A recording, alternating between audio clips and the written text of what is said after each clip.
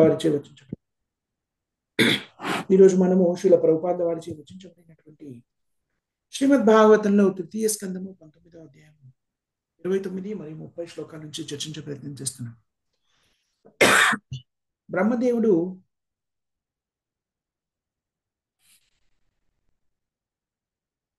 వరాహ భగవానుని చేత హిరణ్యాక్షుడి సంహారం జరిగిన తర్వాత బ్రహ్మదేవుడు మరియు ఇతర దేవతలందరూ కూడా ఆ దృశ్యాన్ని చూడడానికి అక్కడ ప్రకటితమయ్యారు, అక్కడికి వచ్చారు. అలా వచ్చిన బ్రహ్మదేవుడు హిరణ్యాక్షుని యొక్క అదృష్టాన్ని స్తుతిస్తున్నాడు. హిరణ్యాక్షుని యొక్క దేహం ఎలా ఉంటుంది? పాడవకుండా అలాగే జీవాత్మ శరీరంలో ఉన్నప్పుడు ఎలాగైతే ఉంటుందో అలాగా తేజవంతంగా ఉంది. ఆ తేజస్సుకి కారణం ఏంటంటే భగవంతుని పాదాలచే భగవంతుని చే స్పృశించబడినటువంటిది ఆ దేహం.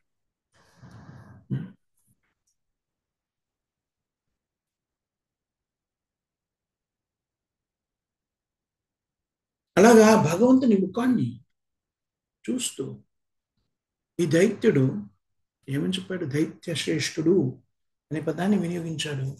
అలా శరీరాన్ని త్యాగం చేశాడు కాబట్టి అసాధారణమైనటువంటి వాడు. మహామహా యోగులు కూడా పొందలేనటువంటి మహద్భాగ్యాన్ని పొందాడు.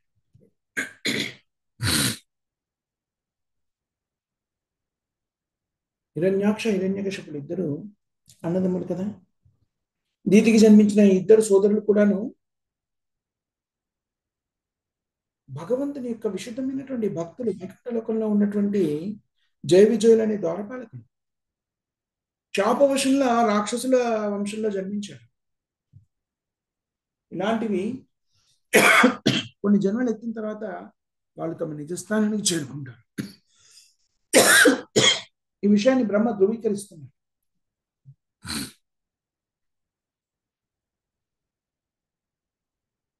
అందుకని భగవంతుడైన శ్రీకృష్ణునితో చేసేటువంటి ఏ లీలైనా కూడా సామాన్యమైనవి కాదు.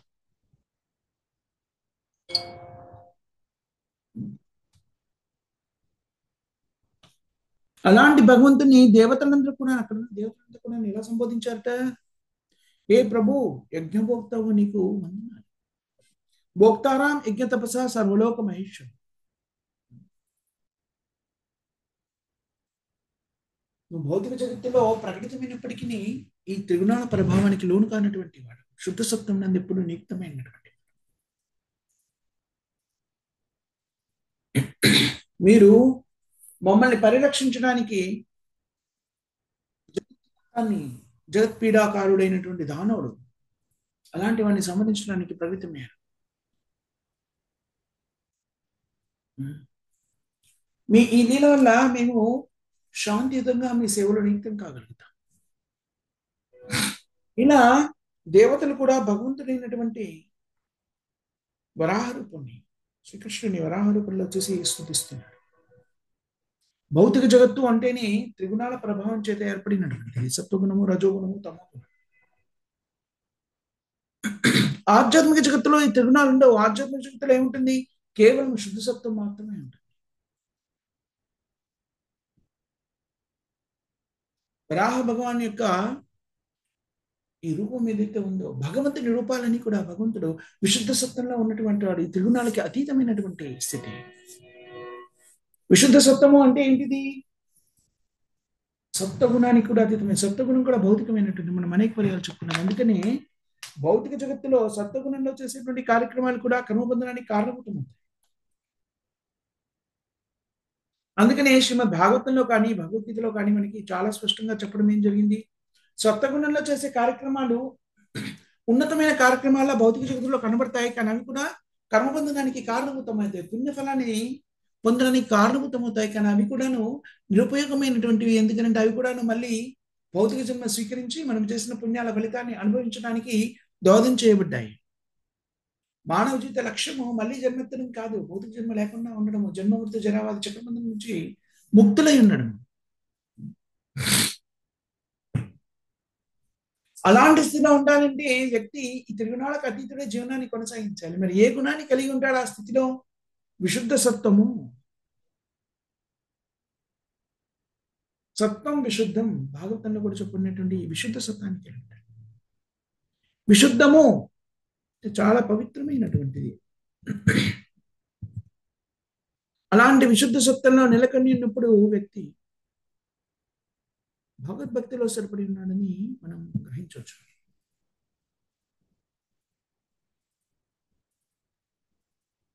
ఈ విశుద్ధ సత్వం మనకి ఆధ్యాత్మిక జగత్తులో అది మాత్రమే ఉంటుంది.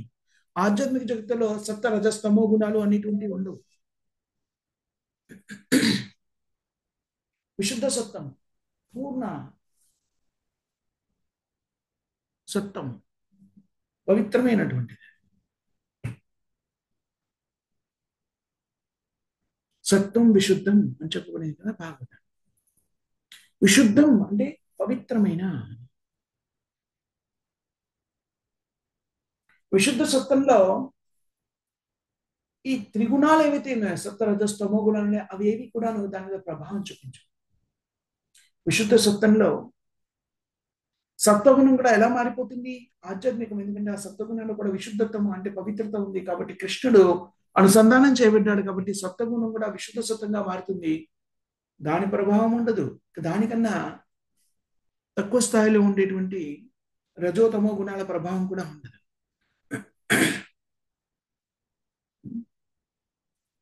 అందుకని వరాహ రూపంలో ప్రకటితమైనటువంటి భగవంతుడు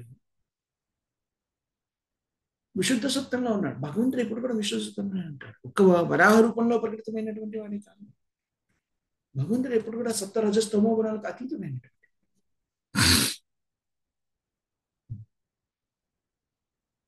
అందుకనే వరాహ రూపంలో ప్రకటితమైన భగవంతుడు చూడండి. ఆయన ఎక్కడున్నా కూడాను ఎక్కడ ఏ రూపంలో ప్రకటితమైన కూడాను దేవాది దేవుడే.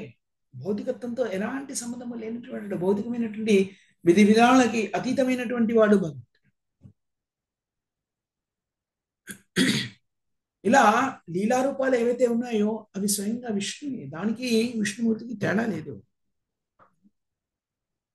విష్ణు అంటే ఎవరు? భోక్తారాం యజ్ఞతపస సర్వలోక మహేశ్వరం.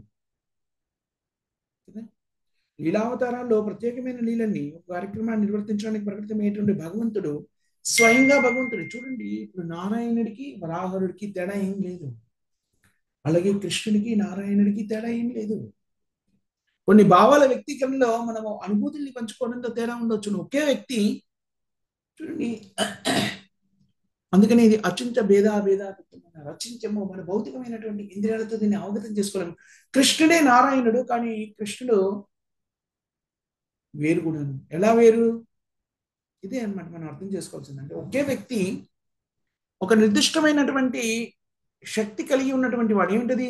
మన శక్తుల్లో ఏమిటి అంటే మనం ఒక చోట ఉంటే మరొక చోట ఉండలేం కదా. కానీ భగవంతుడు అనేక చోట్ల ఏకకాలంలో ఉండగలడు. ఒక్కొక్క చోట ఒక్కో రకమైన కార్యక్రమాన్ని నిర్వర్తిస్తుంటాడు. ఆయన లీల కార్యాన్ని బట్టి ఏ రకమైన కార్యక్రమాన్ని చేస్తుంటే దాన్ని బట్టి విభిన్నమైన నామాలతో పిలువబడుతూ ఉంటాడు. అలా ఒక రూపాన్ని ధరించి ప్రత్యేకమైన ప్రదర్శితం చేస్తున్నప్పుడు ఆయనకు ఒక నామం ఉండవచ్చు. ఆయన స్వయంగా శ్రీకృష్ణుడే. కానీ శ్రీకృష్ణుడి యొక్క అన్ని లీలలు అక్కడ ప్రకటితం, అన్ని గుణగణాలు అక్కడ ప్రకటితం. భగవంతుని యొక్క విస్తార రూపాలన్నీ కూడా పవిత్రమైనటువంటి. ఇందులో ఎలాంటి సందేహం లేదు.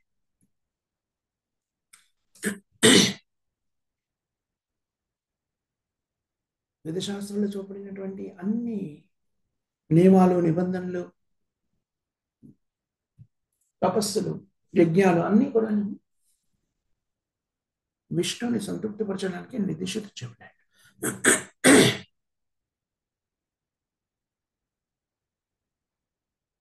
ఇంకా ఎవరి కోసమైనా యజ్ఞావతులు చేశారనుకోండి, ఈ దేవతని ఆరాధించడానికి, ఆ దేవతని సంతృప్తిపరచడానికి, లేకపోతే ఇంకే కారణం చేతనే యజ్ఞావతులు నిర్వర్తిస్తున్నారు అంటే వాళ్ళు అజ్ఞానంలో ఉన్నారని అర్థం. దాన్ని ప్రకటితం చేయడానికి శ్రీకృష్ణ భగవానుడు భౌతిక జగత్తులో ప్రకటితమైనప్పుడు గోవర్ధన లీల ద్వారా దాన్ని మనకు వ్యక్తీకృతం చేస్తాడు. గోవర్ధన లీలకి నాంది ఎక్కడ ఉంటుంది? ప్రతి సంవత్సరం గోకుల వాసనంతా కూడాను ఇంద్రుడిని సంతృప్తిపరచడానికి యజ్ఞయాగాలు నిర్వర్తించేవారు. ఆ యజ్ఞాన్ని శ్రీకృష్ణుడు ఆపేస్తాడు. చాలా పిన్నవాడు, ఎన్ని సంవత్సరాలు? 7 సంవత్సరాల బాలకుడు. కానీ గోకులమంతా కూడాను కృష్ణ ప్రేమలో నియుక్తమైంది. కృష్ణుడు ఏం చెప్పినా కూడాను కాదు అని చెప్పరు. అప్పుడు గోకులానికి అధిపతి నందమహారాజు, కృష్ణుడి తండ్రి.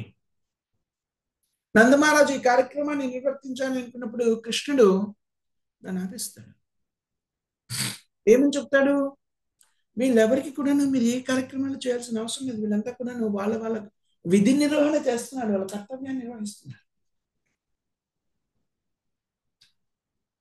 అంటే మళ్ళీ వాళ్ళకి ఏదైనా ఇవ్వాలి అనుకోవడం ఏంటంటే, భౌతిక జగత్తులో మనం చెప్పుకున్నాను, లంచం ఇవ్వడం. వాళ్ళ విధి నిర్వహణ చేస్తుంటే వాళ్ళని చేయనివ్వాలి. మళ్ళీ వాళ్ళకి ఇంకేదో ఇవ్వడము అంటే లంచం ఇవ్వడం అంటే అది సరైన పద్ధతి. మనకు కూడా తెలుసు కదా, లంచాన్ని ఇవ్వడం కానీ స్వీకరించడం కానీ ఏమని చెప్పబడింది? చట్టవిరుద్ధమో అని చెప్పబడింది కదా భారతదేశం, ప్రపంచవ్యాప్తంగా కూడా. ఇచ్చిన వాళ్ళ, తీసుకున్న వాళ్ళే కాదు, ఇచ్చిన వాళ్ళు కూడా నేరస్తులు. అదే విషయాన్ని ఇక్కడ వేదశాస్త్రంలో చెప్పిన విషయాన్ని శ్రీకృష్ణుడు ఏమని చెప్పాడు? ఇతరులను ఏమని ఆరాధించాల్సిన అవసరం లేదు. మీకు ఆరాధించాలనే ఆకాంక్ష ఉందా? గోవర్ధనుని ఆరాధించండి. ఎందుకంటే అది మనకు కావలసినటువంటి ఆహారాన్ని అందజేస్తుంది, మన గోవులకు కావలసినటువంటి పచ్చికను అందజేస్తుంది. దాన్ని ఆరాధించండి.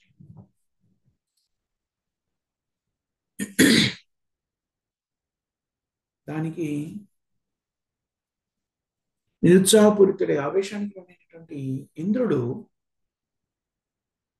ఏం చేస్తాడు? ఓ, బృందావన వాసులకి ఇంతటి అహంకారమా? నా ఆరాధనని ఆపేశారా?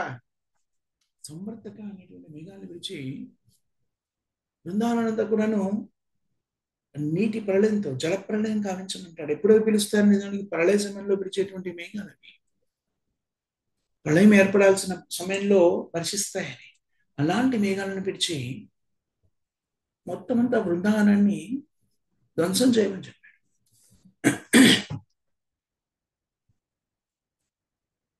బృందావన వాసులకి కష్టం కలిగిన, ఆనందం కలిగిన వాళ్ళు వెళ్ళేది ఎక్కడికి? కృష్ణుడు.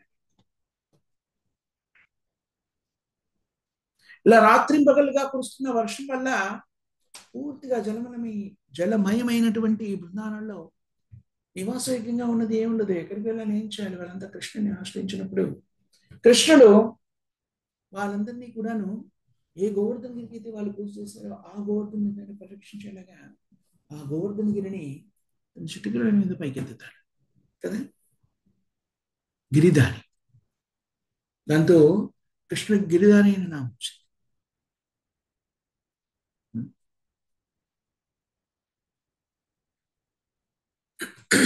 అంటే వ్యక్తులు చేయవలసిన అన్ని కార్యక్రమాలు కూడా భగవంతుడైన శ్రీకృష్ణుని సంతృప్తిపరచడానికి మాత్రమే చేయాలి. ఇతర దేవతల్ని ఆరాధించడం అనేటువంటిది అజ్ఞానంతో కూడుకున్నటువంటిది.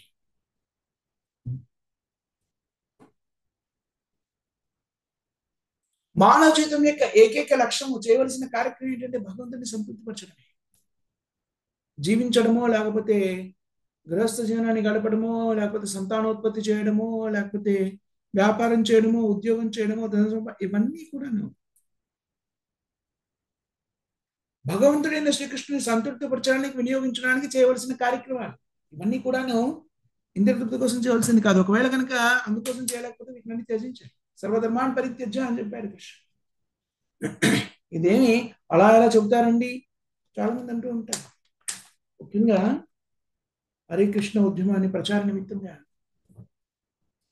ఈ సమాచారాన్ని, కృష్ణుని తెలుపబడినటువంటి ఈ తత్వాన్ని జనులందరికీ తెలియజెప్పే ప్రాసెస్లో, పద్ధతిలో భాగంగా విద్యార్థి దశలో ఉన్న వాళ్ళకి దీన్ని అందించడానికి వెళ్ళినప్పుడు చాలా మంది అంటారు, అలా ఎలాగ చెప్తారండి? వాళ్ళు విద్యార్థులు అన్ని వదిలేయమంటే ఎలాగా? వాళ్ళు చదువుకోకపోతే ఎలాగా? వాళ్ళ బతుకు ఏమైపోతుంది? అయ్యా, చదువుకున్నా కూడా బతుకుల వద్దగా మార్పు ఏం రాదు. ఒకవేళ కనుక మీరు మార్చాలి అనుకుంటే కూడా ఏం మారుస్తున్నారు మీరు? వాళ్ళ ఇంద్రతృప్తిలో నిమగ్నం అవ్వడానికి కావాల్సిన సదుపాయాలు కల్పిస్తున్నారు. కృష్ణుడి మీద ఆధారపడేటువంటి తత్వాన్ని మనం పెంచుకోవాలి.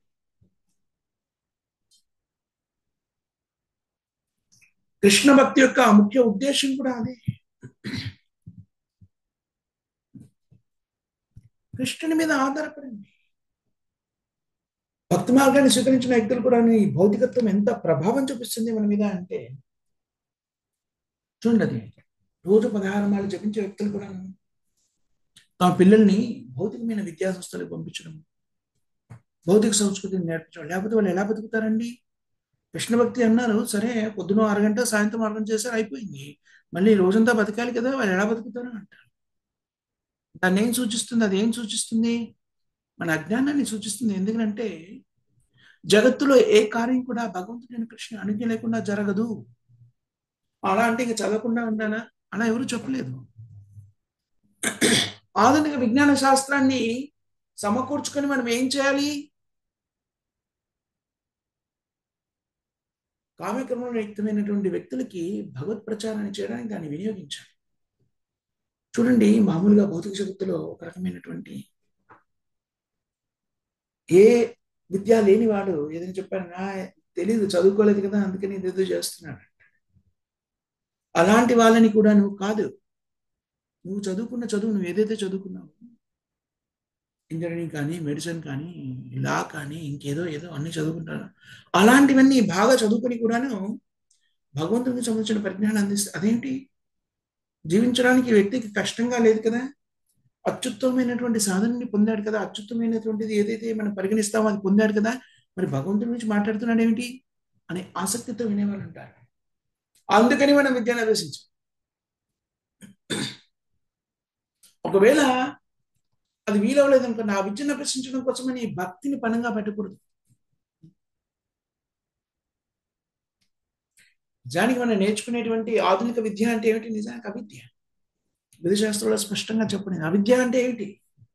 నన్ను నేను ఈ శరీరంతో భావించి, నన్ను నేను ఈ శరీరంతో గుర్తించి శరీర పోషణకి కావలసినటువంటి పరిస్థితిని కల్పించుకోవడము. చూడండి, ఆధునిక విద్య అంతా అదే కదా. నిజాయితీగా చెప్పాలంటే అదే కదా. ఒక కళాశాలలో జాయిన్ చేయడానికి ముందు ఏమనుకుంటారు? దీంట్లో ప్లేస్మెంట్స్ ఎన్ని అవుతాయండి? క్యాంపస్ ఇంటర్వ్యూస్ వస్తాయా? క్యాంపస్ ప్లేస్మెంట్స్ అవుతాయా? ఎంత పర్సెంటేజ్ లాస్ట్ ఇయర్ వచ్చాయి? అందరికీ జాబులు వచ్చాయా? దీంట్లో బీటెక్ చేసిన వాళ్ళకో లేకపోతే ఎంటెక్ చేసిన వాళ్ళకో ఇంకా ఏదో.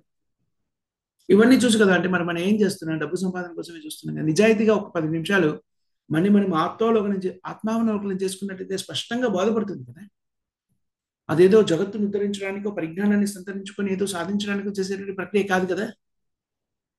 అలా చేసేవాళ్ళు ఎవరు లేరు. అలా చేసేవాళ్ళు ఎవరైనా ఉన్నారు అంటే కూడా వాళ్ళు కూడా వక్ర మార్గాన్ని బట్టి ఆధునిక సంస్కృతితోని భౌతిక విధానాల ద్వారా సత్యాన్ని అన్వేషించే ప్రయత్నం చేస్తారు. దానికి కూడా ఏంటి, అది కూడా జీవనోపాధిగా మార్చుకుంటారు. మీరు చూడండి, జాగ్రత్తగా గమనించినట్టయితే ఈ స్పేస్ ఎక్స్పెడిషన్స్ అంటారు. అంటే అంతరిక్షానికి ప్రయాణం చేసి అక్కడ ఏదో ఏముందో కనుక్కోవడానికి ప్రయత్నం చేసేదంతా కూడాను దేని మీద ఆధారపడి ఉంటుంది? అక్కడ ఉండే సైంటిస్టులు మీరు జాగ్రత్తగా చూడండి, వాళ్ళతో నాకు సంబంధాలు కూడా ఉన్నాయి, నేను దగ్గరగా మాట్లాడాను వాళ్ళతో. వాళ్ళు కూడా ఏం చేస్తారు? నిజాయితీగా ఉన్నారనుకోండి, వాళ్ళు చెప్పేస్తారు కూడా. ఎందుకంటే ఫండింగ్ రావాలి అంటే ఏదో ఒకటి కార్యక్రమాన్ని వాళ్ళు నిర్దేశించి చెప్పాలి, మేము ఈ కార్యక్రమం చేస్తున్నాం కాబట్టి ఫండింగ్ కావాలి. ఆ ధనాన్ని అలొకేట్ చేశారనుకోండి, పార్లమెంటు లేకపోతే ఇక్కడ సెనేట్ ఏదైతే అది, దాంతో వాళ్ళ జీతాలు వస్తాయి. అంటే వాళ్ళు జీవించడానికి కావాల్సినటువంటి సదుపాయాన్ని కల్పించుకుంటున్నారు. అంతేకాని నిజానికి ఎవరికి కూడాను చాలా అరుదుగా ఎవరికి పెద్దగా ఆసక్తి లేదో అంతరిక్షంలో ఏం జరుగుతుందో చూడాలి, ఇక్కడ ఏం జరుగుతుందో చూడాలి. అవన్నీ చేయడం అనేటువంటిది ఎందుకు చేస్తున్నారు మరి అనుకోవచ్చు. ఒక రంగా సామాన్యులను మభ్యపెట్టడానికి చేసే పనులు కొన్ని అయితే మూర్ఖత్వంతో అదే సత్యము అనేటువంటి భావనలో ఉండేవాళ్ళు ఉంటారు, కానీ చాలా అరుదు. ఇక్కడ ఎవరికి కూడాను ఏదో సత్యాన్ని అన్వేషించి దానిలో నిగూఢతని అవగతం చేసుకోవాలనేటువంటి ఆసక్తి లేదు. ఆ ఆసక్తి నిజంగా వాళ్ళకి ఆసక్తి ఉందనుకోండి, పరమాత్మగా వాళ్ళ హృదయంలో ఉన్నటువంటి భగవంతుడు వాళ్ళని మార్గనిర్దేశనం చేస్తారు. సత్యాన్ని ఎలా తెలుసుకోవాలి, వాళ్ళంతా భక్తిత్వ సేవకు వస్తారు. అలా కాకుండా ఆ భౌతికత్వంతో అవి చేస్తున్నారంటే నిజానికి వాళ్ళకి నిజంగా తెలుసుకోవాలని ఆసక్తి లేదు. కొందరికి పేరు ప్రతిష్ట కావాలని ఉండొచ్చు, కొందరికి ధన సంపాదన ముఖ్యం కావచ్చు, కొందరికి మానసిక కల్పనతో ఊహించడం వల్ల ఏర్పడేటువంటి ఆనందాన్ని అనుభూతి చెందే వాళ్ళు కావచ్చు. కవులు, తత్వవేత్తలు, శాస్త్రవేత్తలు ఇదంతా అలాంటి వాళ్ళు. కృష్ణుడు దాన్ని సంతృప్తిపరచడం కోసం అక్కడ నియంకృతం చేస్తాడు వాళ్ళు. ఇది సత్యం.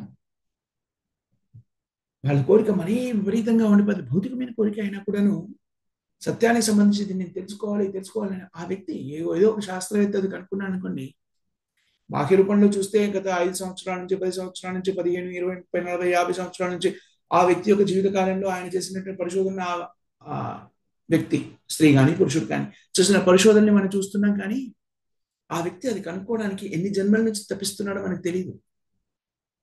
ఎన్నో జన్మల నుంచి తప్పిస్తూ అదొక తపస్సు కదా. కృష్ణుడు కరుణించి వాళ్ళకి ఆ పరిజ్ఞానాన్ని ఇస్తున్నాడు. మత్తా స్మృతి జ్ఞానం అపో నుంచి జాగ్రత్త గమనించండి. You need to understand the philosophy properly to implement it in your life. Don't think it is just time pass. జీవితంలోకి అన్వయించుకొని బాగుపడడం కోసం ఇవ్వబడింది భగవద్గీత, భాగవతం. బాగుపడాలి అంటే ఏం చేయాలి? దాన్ని జీవితంలోకి అన్వయించుకోవాలి, ఆచరించే విధంగా అన్వయించాలి.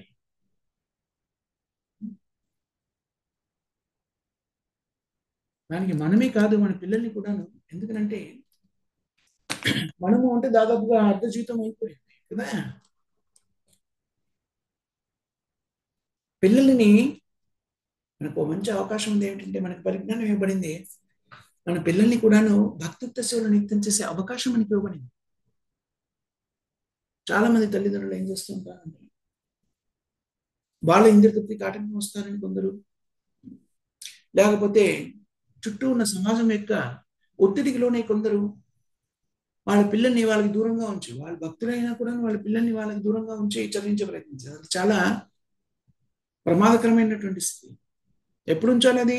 మీరు పంపిస్తున్నటువంటి ప్రదేశం భక్తులతో నిండి ఉన్నదైతే, కృష్ణ భావనతో ఉన్నటువంటి వ్యక్తులతో ఏర్పరచబడినటువంటి విద్యా సంస్థ అయితే పంపించడంలో తప్పలేదు. కానీ భౌతికమైనటువంటి దాంట్లో పంపించారనుకోండి, అప్పుడు పిల్లలకి సాంగత్యం లభిస్తుంది. మనతో పాటు ఉండి మనం కూడా భక్తిలో ఉండి జాగ్రత్తగా వాళ్ళని పరిరక్షించే సమయంలో కూడా భక్తిని చూపించడం కష్టతరమైనటువంటి. ఎందుకంటే మళ్ళీ పాఠశాలకు వెళ్తారు, అక్కడ ఎవరినో కలుస్తారు, చుట్టూ ఉన్న జనాలు కలుస్తూ ఉంటారు. మనం కూడా భక్తిని పరిరక్షించుకోవడం ఎంతో కష్టమైంటుంది. అందుకని మనం ఏం చెప్పుకుంటాము, 4 నియమాలు. ఒకటి, భక్తుల సాంగత్యంలో జీవనాన్ని కొనసాగించడం, నిత్యం భాగవత సేవ, ఇవన్నీ కూడా నశించిపోతాయి, పిల్లల్ని మంచి దూరంగా పంపిస్తాయి. మానవ జీవిత లక్ష్యం భగవంతుడైన శ్రీకృష్ణుని సేవను నిత్యమై ఉండడం, అది తెలుసుకోవడమే ముఖ్యమైనదని అవగతం చేసుకున్నప్పుడు దాని ప్రకారంగా జీవనాన్ని కొనసాగించాలి. అప్పుడే మనం నిజంగా శ్రీకృష్ణుని విశ్వసిస్తున్నట్టుగా మనం చెప్పగలుగుతాం. లేకపోతే ఇంకేంటి, లేదండి నేను కృష్ణుడు అంటే నాకు భక్తి, నేను భగవంతుడిని అంగీకరిస్తాను, ఆయన విశ్వసిస్తున్నాను, ఆయన చెప్పింది అది నేను చేయను. విశ్వాసం ఏమన్నా? విశ్వసిస్తే నిజానికి పరిపూర్ణమైన విశ్వాసాన్ని కలిగినప్పుడు ఎలాంటి ప్రశ్నలు లేకుండా పూర్తిగా డెడికేటెడ్ ఏమిటది, శరణాగతి అంటాను చూడండి, అది సరెండర్. రోగం వచ్చింది అనుకోండి, మనకి పరిజ్ఞానం లేదు, నిస్సత్తువతో ఉన్నావు, డాక్టర్ దగ్గరికి వెళ్ళావు, వాడు ఏ ఇంజక్షన్ ఇచ్చావు, ఏ ఇంజక్షన్ ఇచ్చావు, ఎక్స్పైరీ అయిపోయిందా, ఉందా, ఆ ఇంజక్షన్ నాకు పనిచేస్తుందా లేదా, ఏం ఉండదు, చేయడానికి అవకాశం కూడా లేదు. పూర్తిగా వీళ్ళు సరెండర్ టు ద డాక్టర్ కదా. ఎలా సరెండర్ అవుతున్నావు? విశ్వసిస్తున్నావు. ఇంకో పర్యవసానం ఏం లేదు మనకి అక్కడ. పూర్తిగా ఆయన విశ్వసించి ఓకే, కనీసం ఆ స్థాయిలో కూడా, కనీసం ఆ స్థాయిలో భగవంతుని మనం ఆశ్రయించినట్టయితే విశుద్ధ భక్తులుగా మారిపోతాం.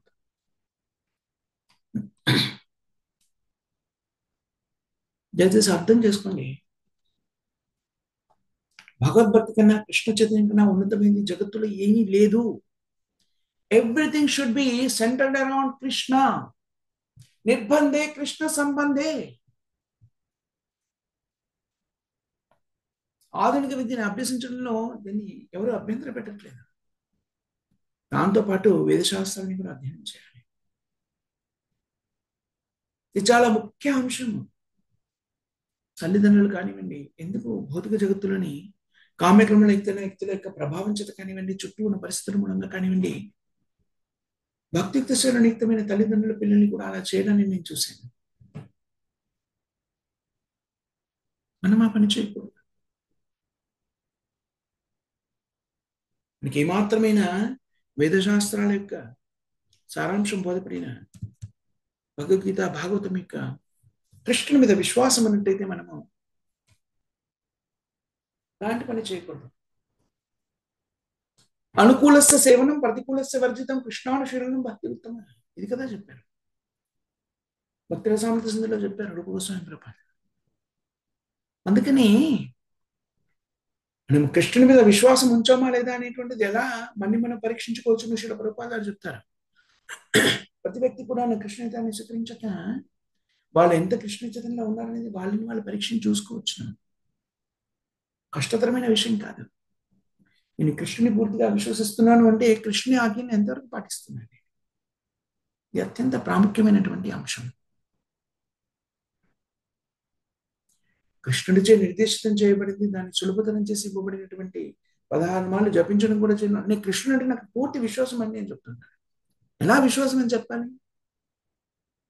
16 మార్లు జపించమని చెప్పబడిన దాన్ని మీరు చేయరు. కృష్ణ ప్రసాదాన్ని భుజించమంటే ఇంట్లో ఉన్నప్పుడు చేస్తున్నాను, బయటికి వెళ్ళినప్పుడు ఏది పెడితే తింటున్నాను. మా పెళ్లిళ్ళు, పేరెంటాలు ఎక్సెట్రా ఎక్సెట్రా వాడికి వెళ్ళినప్పుడు తింటున్నా. ఎలా చెప్పాలి మీరు కృష్ణుని విశ్వసిస్తున్నారు? విశ్వాసము అంటే ఆ వ్యక్తి ఆదేశాన్ని మనం పాటించాలి కదా. ప్రేమ వరకు వెళ్ళక్కర్లేదు, ప్రాథమికమైన విశ్వాసం.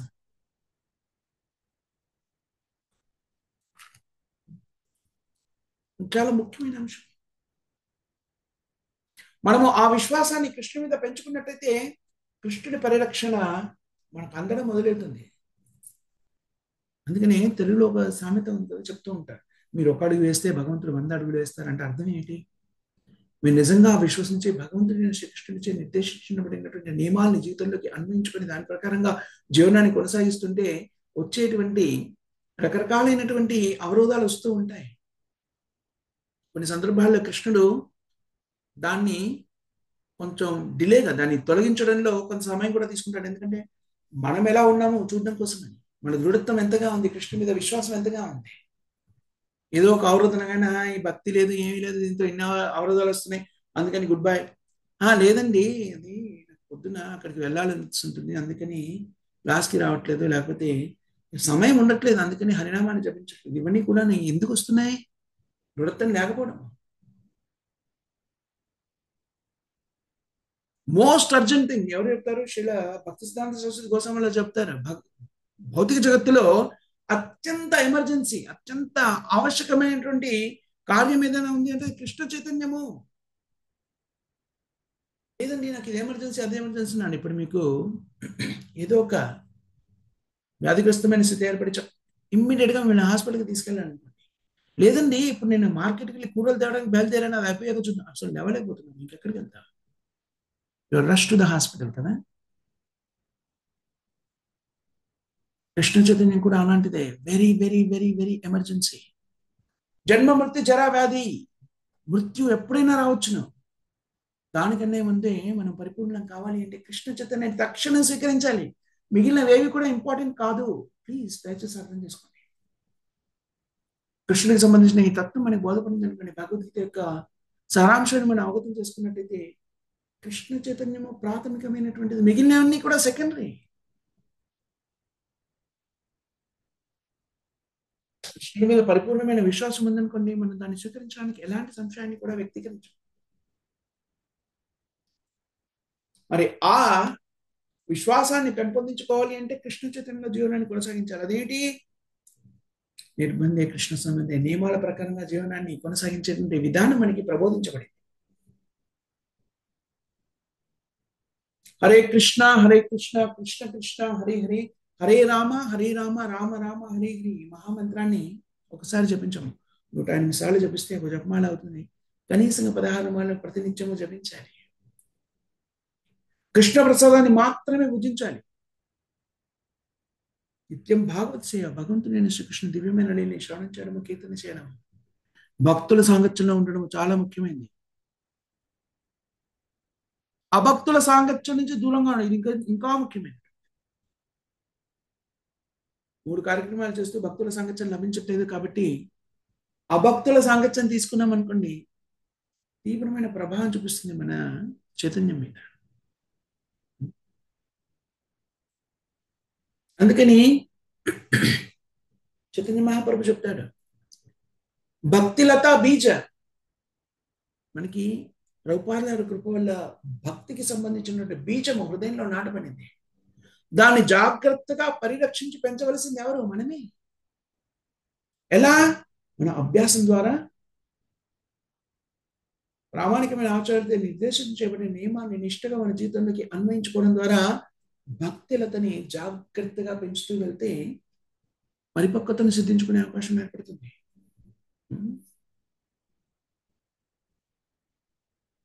భక్తి అనేటువంటిది, కృష్ణ చైతన్యం అనేటువంటిది ప్రపంచానికి చూపడానికో ఫ్యాషనబుల్ గా చేయడానికో చేసిన నిర్దేశించింది కాదు. ఇది జీవన విధానము. ఇది ఒక మతం కాదు. ఎవరైనా ఇది మతం అనుకుంటే దాన్ని బుర్రల నుంచి తొలగించేసేయండి, తూడ్చేసేయండి. హిందూ, ముస్లిము, క్రిస్టియన్ కాదు. ఇది ఆధ్యాత్మికం. భగవంతుడికి జీవాత్మకి మధ్య ఉన్నటువంటి శాశ్వతమైన సంబంధాన్ని పునఃస్థాపితం చేసేటువంటి ప్రక్రియ. ఇది మతాలకి, కులానికి, వర్గానికి, బాహ్య జగత్తులో కనబడేటువంటి విభిన్నమైనటువంటి స్థితులన్నిటికి కూడాను అతీతమైనటువంటిది. అందుకని సత్వ రజస్తమో గుణాలకు అతీతమైనటువంటి విశుద్ధ సత్వము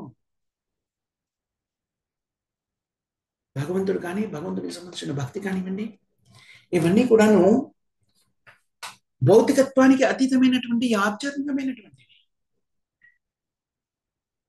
మానవ జీవితం కేవలము ఈ ప్రక్రియలో నిమగ్నం అవడానికి మాత్రమే ఇవ్వబడినటువంటిది.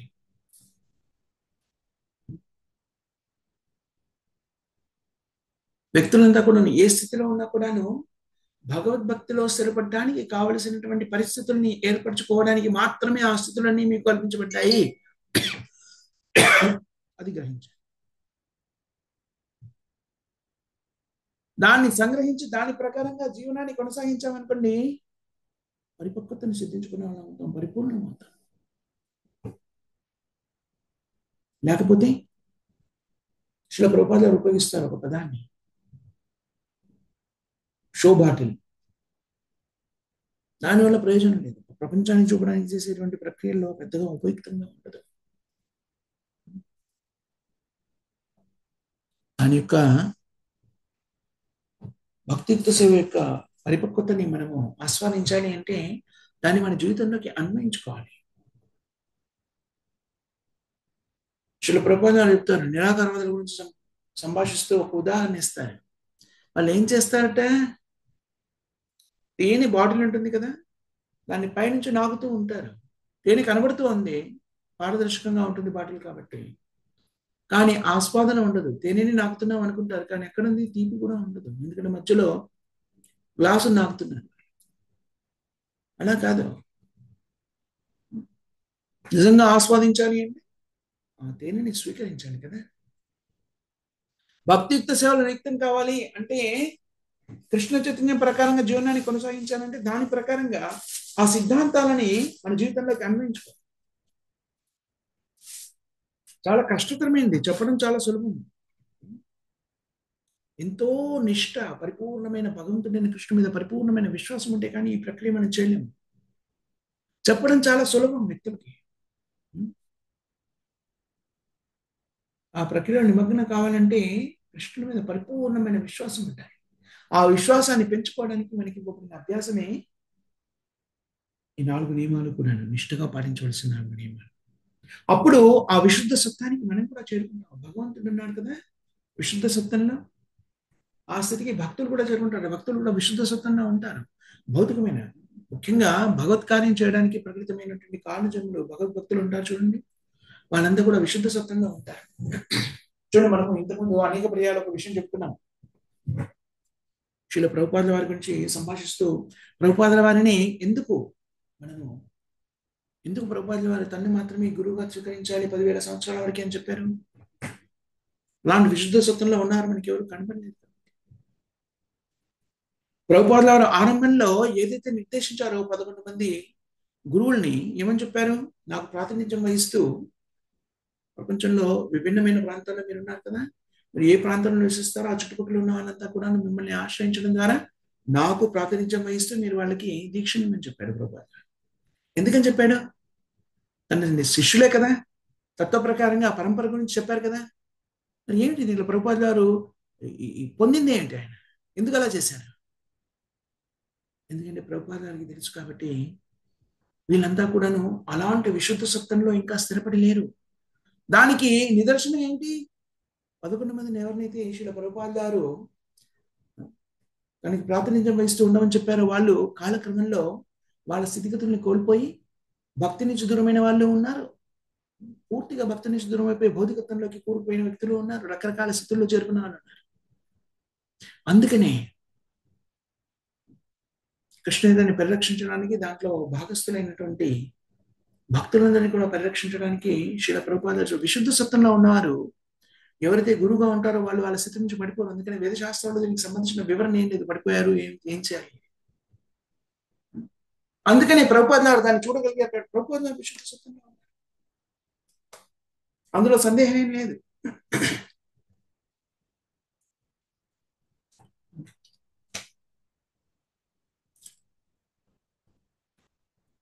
ఇవన్నీ కూడా తత్వానికి సంబంధించినటువంటి సత్యాలు.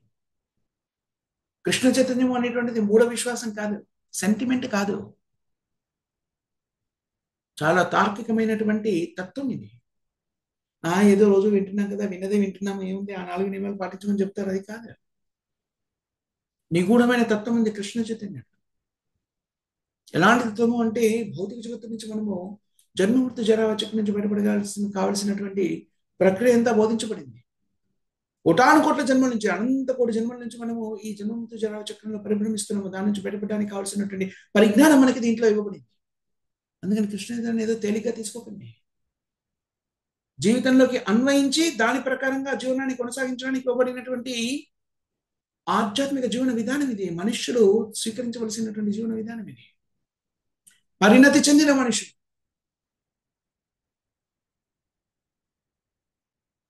దీన్ని మనం ఈ విధంగా శ్రీల ప్రభుపాద వారు మనకి ప్రబోధించిన విధంగా దీన్ని అవగతం చేసుకుని దాన్ని యథాతథంగా మన జీవితంలోకి అన్వయించుకుని జీవనాన్ని కొనసాగించినట్టయితే మన జీవనం పరిపక్వతని సిద్ధించుకుంటుంది, భౌతికత్వం నుంచి బయటపడగలుగుతాడు. అందుకని రకరకాల తత్వాల వైపు పరుగులు పెట్టడం కానివ్వండి, ఎన్ని చేస్తున్నాను పర్వాలేదు కొన్ని వదిలేద్దామని కానివ్వండి, మళ్ళీ భౌతికత్వంతోని దాంతో ప్రభావితం చెందిన కానుంచి బయటపడాలి. దానికి కావాల్సింది ఏమిటి? భగవంతుని శ్రీకృష్ణుడిలో పరిపూర్ణమైన విశ్వాసం అభివృద్ధి చెందాలి అంటే ఈ 4 నియమాన్ని నిష్ఠగా పాటించాలి. నైవేద్య భక్తుల్లో శ్రవణం, కీర్తనం, విష్ణుస్మరణ. ప్రతిరోజు కూడా భగవంతుని యొక్క దివ్యలీలని శ్రవణం చేయడం. శ్రవణం చేస్తూ ఉంటే ఏం జరుగుతుంది? ఎవరి గురించి అయితే వింటూ ఉంటాం, వాళ్ళ గురించి ఆలోచిస్తున్నాము. స్మరణం. ఎవరి గురించి ఆలోచిస్తుందో వాళ్ళ గురించి మాట్లాడుతూ ఉంటాం. కీర్తనం. ఇవన్నీ కూడా ఒకదానికి ఒకటి అనుసంధానం చేయబడినటువంటి ప్రక్రియలు. దీంట్లో మనం నిష్ఠగా భాగస్థులమైనట్టయితే, పరిపూర్ణ విశ్వాసంతో, కృష్ణ మీద పూర్తి విశ్వాసంతో స్వీకరించినట్టయితే మనం మన జీవనాన్ని పరిపూర్ణం చేసుకోవచ్చును. ఇది ఈనాటి శ్లోకాల యొక్క సారాంశంగా మనం పరిగణించవచ్చును. విశుద్ధ సత్వము అనేటువంటిది భగవంతుడు ఎప్పుడు కూడా విశుద్ధ సత్వంలో ఉంటాడు. భక్తియుక్త సేవలో కేవలము పరిపూర్ణంగా భక్తియుక్త సేవలో నిమిత్తమే భగవంతుడి సేవలో మాత్రమే కేవలం భగవత్ సేవలో ఉన్నటువంటి వ్యక్తులు కూడాను విశుద్ధ స్థితిలో ఉంటారు. విశుద్ధ స్థితి అంటే ఏమిటి? భౌతికత్వానికి అతీతమైనటువంటి స్థితి, ఆధ్యాత్మిక స్థితి. ఇది మనం సంగ్రహించవలసిన ముఖ్యమైన సారాంశం ఈనాటి శ్లోకాల్లో. ఇక్కడ మనం ముగిద్దాం. మాతాజీ ఏమైనా క్వశ్చన్స్ కానీ, కామెంట్స్ కానీ, కరెక్షన్స్ కానీ ఉన్నాయి? హరే కృష్ణ ప్రభుజీ. హరే కృష్ణ ప్రభుజీ. హరే కృష్ణ. హరే కృష్ణ ప్రభుజీ. హరే కృష్ణ మాతాజీ. ప్రభుజీ హరే కృష్ణ. ప్రభుజీ ఈరోజు ఈ క్లాసు గ్రూప్ లో షేర్ చేస్తారా ప్రభుజీ? హరే చేస్తాను.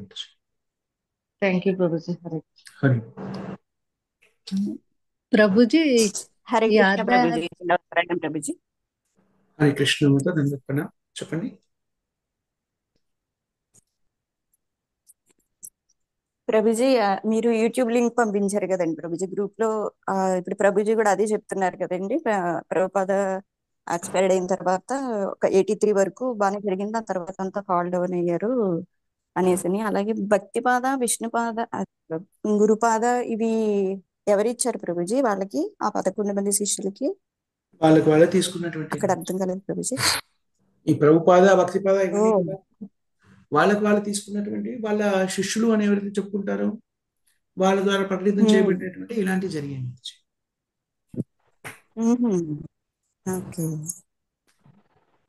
ప్రభుజీ అది కొంచెం డీటెయిల్ గా ఆదివారం ఇష్టాగోష్ఠి క్లాస్ లో కొంచెం చెప్తారండి ప్రభుజీ. డెఫినెట్ గా మాతాజీ, వీలైనంత వరకు అందరూ కూడా థ్యాంక్ వినండి దాన్ని. ప్రభుజీ చాలా చక్కగా ఎక్స్ప్లెయిన్ చేశాడు. మళ్ళీ దాని గురించి యూ ఆదివారం చర్చిద్దాం. ఓకేనా? Thank you Prabhuji. హరి జై హరి శ్రీల ప్రభుపాద. జై శ్రీ దండాత్ ప్రణామం. హరి బోల్. మణి మాతాజీ, మీరు ఏదో చెప్పే ప్రయత్నం చేస్తున్నారు, ఏమిటి ఇది? అదేనండి.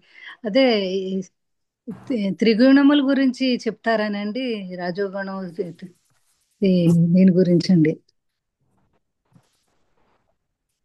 ఆధ్యాత్మిక గురించి, శుద్ధతత్వం గురించి వివరింతారని ఒకసారి త్రిగుణముల సత్వ గురించి రజస్ తమో గుణాలు, 3 గుణాల గురించి మనం ఎప్పుడు చెప్పుకుంటా ఉంటాము. ఆ 3 గుణాల భాగవతంలో గురించి చెప్పబడిందో వివరించండి ఒకసారి. అవి భౌతికత్వంతో కూడుకున్నటువంటి, భౌతిక జగత్తులో ఉన్నటువంటి కదా సత్వ రజస్ తమో గుణములు. విశుద్ధ సత్వము అనేటువంటిది సత్వగుణానికి కూడా అతీతమైనటువంటిది. సత్వగుణంలో ఉన్నప్పుడు కూడాను, సత్వగుణంలో ఉన్నటువంటి వ్యక్తి భౌతికత్వాన్ని కలిగి ఉన్నప్పుడు ఏం చేస్తాడు? పుణ్యకార్యాలు చేస్తాడు, మంచి పనులు అని చెప్పుకుంటాను చూడండి, అలాంటివి చేస్తారు. కానీ దానివల్ల కూడా వ్యక్తి మళ్ళీ భౌతిక జగత్తులో ప్రకటితమై జన్మమృత్యు జరా చక్రం నుంచి వెళ్ళిపోవాలి. అది అనుభవించడానికి రావాలి కదా, పుణ్యాన్ని అనుభవించడానికి. కానీ విశుద్ధ సత్వము అంటే ఏంటి? అది ఆధ్యాత్మికమైనటువంటి సత్వగుణం యొక్క ఉత్కృష్టమైనటువంటి స్థితి విశుద్ధ సత్వం. అది కేవలము భక్తియుక్త సేవలు నిత్యమైనప్పుడు మాత్రమే ఏర్పడుతుంది. భగవంతుడు ఎప్పుడు కూడా ఆ విశుద్ధ సత్వంలో ఉంటారు. సత్వ రజస్తమో గుణాలు ప్రభావాన్ని చూపించవు. దాని గురించి మనం చర్చించుకుంటాం. వరాహ భగవానుడు విశుద్ధ సత్వంలో ఉన్నటువంటి వాడు. ఎప్పుడు కూడా భగవంతుడు విశుద్ధ సత్వంలోనే ఉంటాడు. ఇక్కడ వరాహుడి గురించి చెప్పారు. కానీ ఇప్పుడు కూడా భగవంతుడు ఏ స్థితిలో ఉన్నా కూడాను, ఏ రూపం ధరించినా కూడాను, బాల్యావస్థలో ఉన్నారా, యవనావస్థలో ఉన్నారా, లేకపోతే ఎలా ఉన్నారు అనే దాని సంబంధం లేకుండా భగవంతుడు ఎప్పుడు కూడా విశుద్ధ సత్వంలో ఉంటాడు, ఆధ్యాత్మిక స్థితిలో ఉంటాడు. దాని గురించి మనం చర్చించుకుంటాం. అర్థమైంది ప్రభుజీ. హరి బోల్ మాత. దండవత్ ప్రణామం.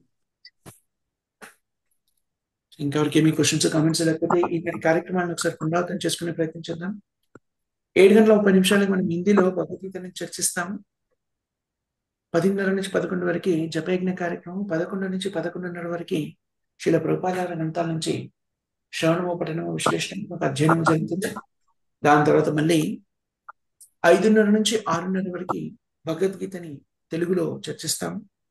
6:30 నుంచి 7 వరకు మళ్ళీ జపయజ్ఞ కార్యక్రమం ఉంటుంది.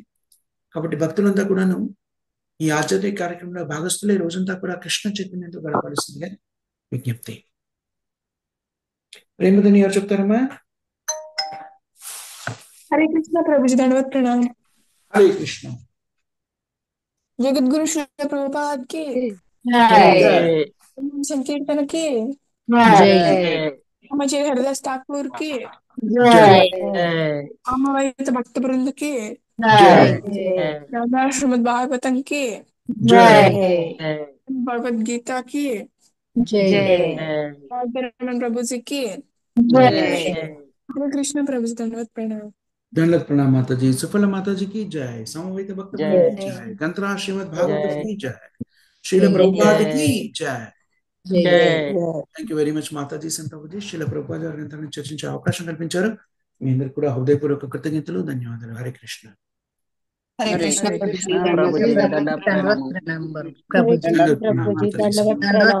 ప్రభుజీ.